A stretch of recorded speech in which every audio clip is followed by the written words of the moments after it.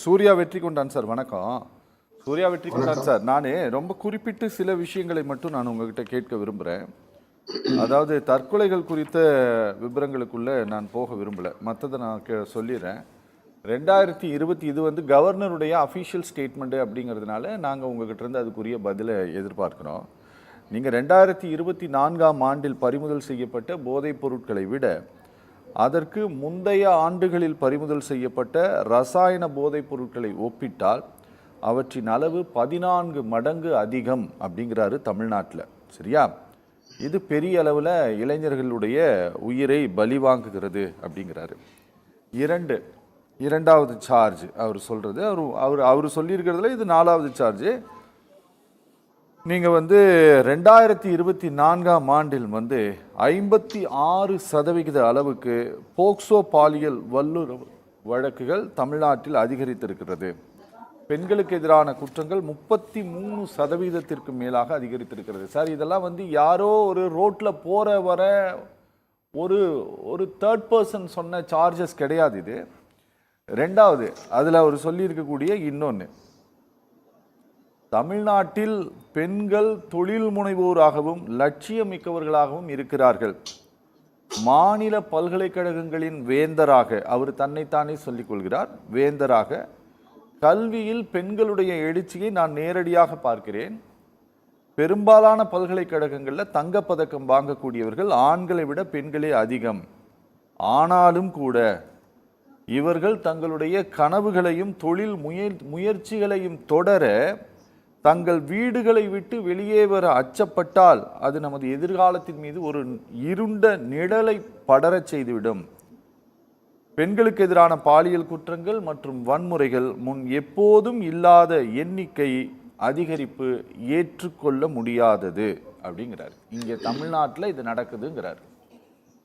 இதெல்லாம் எந்த தரவுகளின் அடிப்படையில் கவர்னர் சொன்னாரு அப்படின்னு சொல்லிட்டு கனிமொழி கேள்வி கேட்டிருக்கிறாங்க. பட் அந்த கேள்வி போதுமானதுன்னு உங்களுக்கு தோணுதா? வணக்கம் சார். கேக்குது சார்? கேக்குது. பேசலாம் ப்ளீஸ். ஒன்றும் இல்லை, இப்போ நீங்கள் கேட்ட கொஸ்டின் எல்லாம் கிளியராக கேட்டுக்கிட்டு இருந்தேன். ஆனால் அழகான பதில் நீங்கள் கடைசியாக ஒன்று சொன்னீங்க. எதன் அடிப்படையில் இது எல்லாத்தையும் ஆளுநர் சொல்கிறாரு, புதுசாக சொல்கிறாரு. அவருடைய அவர் கொடுத்த அஜெண்டாவே இதெல்லாம் அங்கே எழுதி கொடுத்து இதை ரெகுலராக தூக்கி எழுந்திரிச்ச உடனே இதை காலையில் எழுந்திரிச்சோடனே ஒரு தாட்டி சொல்லிட்டு அப்புறமா டீ காப்பி குடிங்கன்னு அவருக்கு சொல்லி கொடுத்து அனுப்புனது அவங்க பாஸ். அதாவது பாஜக RSSங்கிற ஹெட் ஆபீஸ்ல இருந்து கொடுத்த அஜெண்டா அது. இங்க ஆள்றது பிஜேபியா இருந்ததுன்னா அடிச்சு தும்சம் தூள் கிளப்பி இருப்பாரு. ஐயோ, நீங்க நினைக்கிற மாதிரிலாம் கிடையாது, இந்த மாதிரி இங்க பெண்களுக்கு எவ்வளவு முக்கியத்துவம் தரோம், அது தரோம் இது தரோம் எல்லா வசனமும் மாத்தி பேசியிருப்பாரு. பட் இங்க ஆள்றது அவருக்கு அது ஆரிய மாடல் இல்லை, இது திராவிட மாடல். திராவிட மாடல் நாயகன் இங்க ஆட்சி நடக்குது. அவரால் பொறுத்துக்க முடியல. கொஞ்சம் நெஞ்சம் வச்சிருந்த அதிகாரம், அந்த அதிகாரத்தையும் இந்த மசோதாவை கையில வச்சு விளையாண்டுட்டு இருந்தாரு. அதையும் புடுங்கி எடுத்துட்டு வந்து சுப்ரீம் கோர்ட் வரைக்கும் போய் பேச்சுவார்த்தை நடத்தி புடுங்கி எடுத்துட்டு வந்து இப்ப இந்தியாவுக்கே ஆளுநருக்கும் ஜனாதிபதிக்கும் உள்ள அதிகார வரம்பையும் கொடுத்த கட்சி திமுக. அந்த திராவிட மாடல் நாயகர் தமிழ்நாடு முதலமைச்சர். இதெல்லாம் அவரால் எப்படி சார் பொறுத்துக்க முடியும்? அவர் என்ன பேசுவார்? எங்க அண்ணன் இவரை கூப்பிட்டீங்க, மணிகண்டனை எவ்வளவு அழகா சொன்னாரு. எனக்கு தெரிஞ்சு மணிகண்டன் பாருங்க, ஆளுநருக்கு அடுத்த வாரிசு மாதிரி தெளிவா சொன்னார் பாருங்க. ஏதோ சினிமா படம் சீரியலை பார்த்த மாதிரி. நான் ஒன்னுக்கும் பதில் சொல்றேன். நான் இப்ப ஏடிஎம்கேல எப்படி இருந்தது, ஜெயலலிதா ஆட்சியில் எப்படி இருந்ததுலாம் வேணாம், இவர் சொன்னதுக்கே நான் சொல்றேன். இந்த இப்ப சொல்றாரு, அதாவது பிடிப்பட்டது இவ்வளவு பெரிய போதைப் பொருள்கள், இவ்வளவு போதைப் பொருள் உற்பத்தி அதிகமாயிடுச்சு, இந்த புழக்கம் அதிகமாயிடுச்சுன்றாரு. நான் திரும்பி உங்களே கேட்கிறேன், தமிழ்நாடு இல்ல இந்தியாவுக்கே பெரிய வழிகாட்டியா நீங்க தான் இந்த பிஜேபி கவர்மெண்ட்ல 70,000 கிலோ ஹெராயின் காணவில்லைன்னு கேஸ் போட்டு இதே அரவிந்த் தாசனாலதான் தமிழ்நாடு இந்தியாவே பிஜேபியை திரும்பி பார்த்து கேட்கிற ஒரு இடத்துக்கு கொடுத்தாலும் நீங்க 5 லட்சம் கோடி மதிப்புள்ள போதைப் பொருள் காணா. அதை திருடிட்டு வந்தவன் பிஜேபி, கொடுத்து வியாபாரம் பண்ண விட்டதும் பிஜேபி. சுத்தி அது குஜராத் அங்க இங்கன்னு இந்தியா முழுக்க இல்ல சார், தமிழ்நாடு முழுக்க இல்ல, இந்தியா முழுக்க போதைப் பொருள் இந்த அளவுக்கு மலிவா இந்த அளவுக்கு தெருவா போயிருக்குன்னா இவனுக்கு திருடின பொருளை எங்க விற்கிறது தெரியாம வித்துக்கிட்டு இருக்காங்க. அதை நாங்க ஓட ஓட பிடிப்பட்டு இருக்கோம். பிடித்து விட்டோங்கிற ஒரு கோபத்துல வேணா இதெல்லாம் சொல்லலாம். ரைட், நாங்க அதை விடுற மாதிரி இல்லை, நாங்க அதை துரத்தி பிடிச்சிட்டு இருக்கோம். ரெண்டாவது சொல்றார், பாலியல் குற்றம், பெண்களுக்கு பாதுகாப்பு இல்லை, எந்த பெண்களும் நடந்து வெளில வர முடியல. நான் திரும்பி கேட்கிறேன், இந்தியாவிலே எந்த மாநிலத்திலாவது பெண்களுக்கு தமிழ்நாடு மாதிரி ஒரு பாதுகாப்பு இருக்கா? நான் கம்பேர் எல்லாம் பண்ண மாட்டேன். பிஜேபி ஆடுற கவர்மெண்ட்ல நீங்க மணிப்பூர்ல துப்பாக்கி ராணுவத்தோட கற்பழிச்சான், இதெல்லாம் சொல்ல மாட்டேன். அது மணிப்பூர், ஏன்னா அது பிஜேபி ஆடுற மாநிலம், அங்க எது வேணாலும் பண்ணுவானுவோம். இங்க அதெல்லாம் நடக்காது. இங்க இவரு யூனிவர்சிட்டி சேர்மன், அது சான்சலர் அந்த காலத்திலேயே அண்ணா யூனிவர்சிட்டியில ஒரு இன்சிடென்ட் நடந்த பிறகு யார் அந்த சாருன்னு சொல்லும்போது கூட நான் கூட சொன்னேன், இவர் தாங்க அந்த சாருன்னு.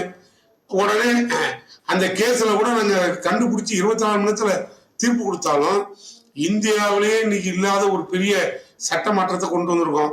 பெண்களை இனிமேல் யாராவது இத மாதிரி ஒண்ணு பண்ணுனா தூக்கு தண்டனையை நிறைவேற்றுவதற்கு தமிழ்நாடு சட்டமன்றத்தில் சட்டம் கொண்டு வந்த ஒரு முதல்வர் இந்திய வரலாற்றிலேயே தமிழ்நாடு முதலமைச்சர். இன்னைக்கு எங்க பெண்களுக்கு தமிழ்நாட்டுல பாதுகாப்பு இல்லைன்னு இவர் வசனம் பேசுறாரு. ரைட்டு, அடுத்த பாயிண்ட் வருவோம். ஏழை விளிம்பு நிலையில் இருக்கக்கூடியவர்களுக்கு கல்வியில் சமூக பாகுபாடு. நான் கேட்கிற சமூக நீதியை பத்தி இவர் பேசுறாரு.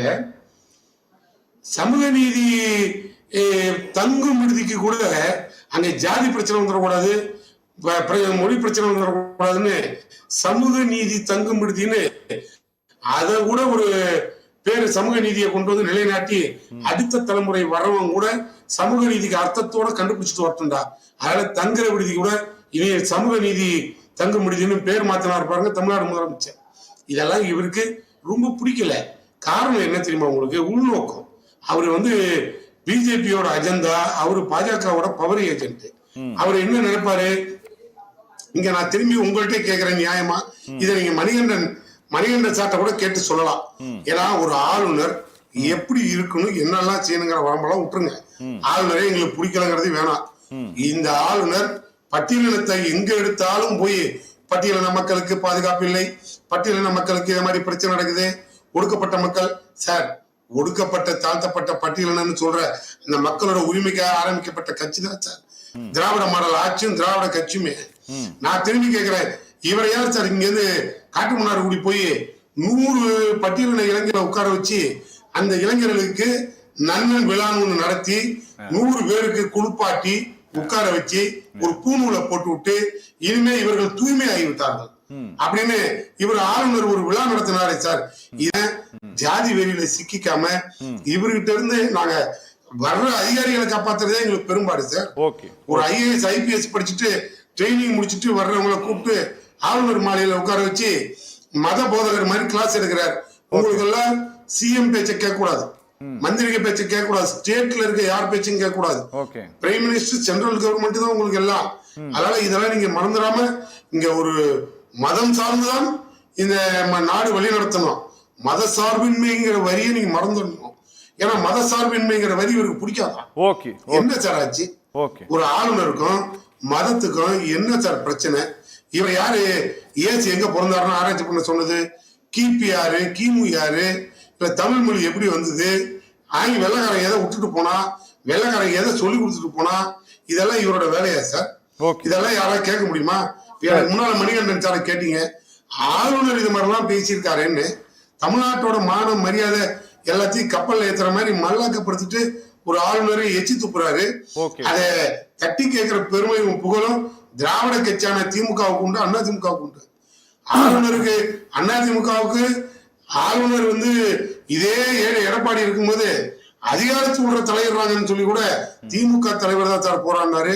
அந்த அதிகாரம் யாருக்கும் இல்ல. அந்த அதிகாரம் அன்னைக்கு நாங்க போராடினதுனால அதிகாரிகளை கூப்பிட்டு ஆய்வு பண்ற அதிகாரத்தை உனக்கே கொடுத்தது போய் படியா உள்ளதுக்கு அப்புறம் வெளியே வராம பழைய கவர்னர் படுத்தார். இவ்வளவு பிரச்சனையும் வில்லங்கமே ஆளுநர் தான். நான் அடிக்கடி சொல்ற மாதிரி நடந்து போயிட்டே இருப்பார் கார்ல, வைக்க போற பார்த்தாரு, இறங்கி நேரம் போய் கொளுத்து விட்டுட்டு சட்டம் ஒழுங்கு சரியில்லைன்னு சொல்ற ஒரு ஆளுநர் நடவடிக்கை இது. இப்படிப்பட்ட ஒரு ஆளுநரை இவர் எங்க மணிகண்டன் கூட கட்சி அரசியலுக்கு அப்பால் பட்டு, அதுவும் ஒரு திராவிட கட்சியில தான் அவர் இருக்காரு. ஏன்னா திரும்பி அவரை கேட்கிறேன், இந்த மசோதாவில ஜெயலலிதா பேர்ல இருக்கிற ஒரு மசோதா அனுப்புனீங்களே, அதுக்கு உங்களால பர்மிஷன் வாங்க முடிஞ்சுதா? நடவடிக்கை உங்களால கட்டுப்படுத்தி அனுமதி வாங்க முடிஞ்சதா? சரி, பேசலாம். அதுக்கு கூட நாங்க தான் போராடி அனுமதி வாங்கணும். ஓகே ஓகே ஓகே இப்படி A to Z Okay. இந்த ஆளுநரோட நடவடிக்கை Okay. திராவிடத்தை ஒழிக்கணும், இது கழகங்கள் இல்லாத காவி நாடா மாத்தணும். ஓகே நெத்தில பட்டை, கழுத்துல உத்தராஜ கொட்டை, இப்படிதான் தமிழர் இருக்கணும்னு அவர் முடிவு பண்றாரு. சரி. எப்படி மணிகண்டன் ரெடியா? மணிகண்டனுக்கு நெத்தில பட்டை இருக்க ஒத்துக்கிறேன், ஆனா உத்தராஜ கொட்டை இருக்கான்னு எனக்கு தெரியல. சரி நாம பேசலாம்.